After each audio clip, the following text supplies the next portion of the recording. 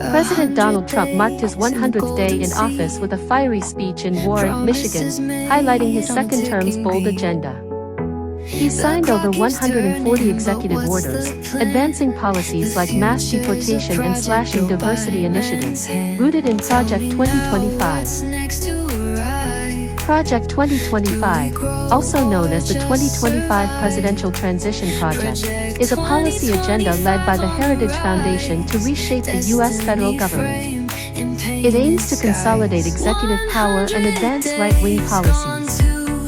Key details include a 900-page mandate for leadership with proposals to dismantle the administrative state, replace civil servants with political appointees, and reverse policies on abortion, immigration, and diversity programs. It's backed by over 100 conservative organizations and former Trump staffers. While Trump endorsed its groundwork in 2022, his campaign later distanced itself.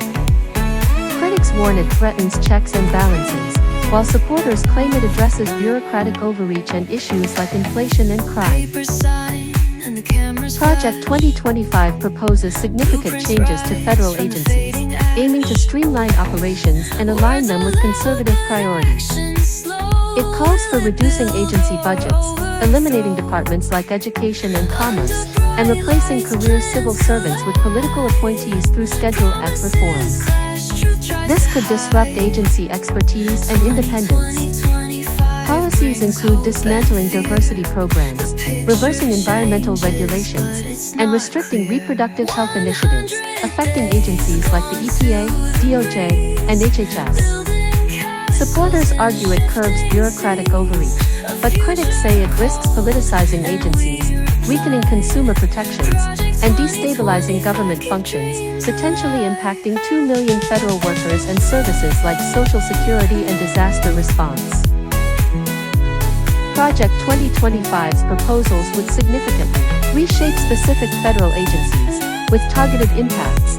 The Department of Education faces elimination, with its $80 billion budget redirected to state-level programs, potentially disrupting student loan systems and special education grants.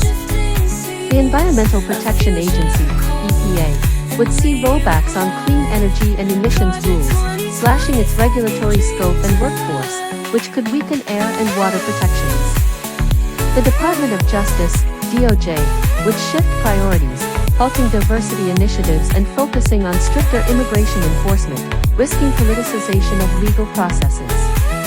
The Department of Health and Human Services, HHS, would limit abortion and contraceptive access, impacting programs like Medicaid. Critics warn of reduced agency expertise and public services.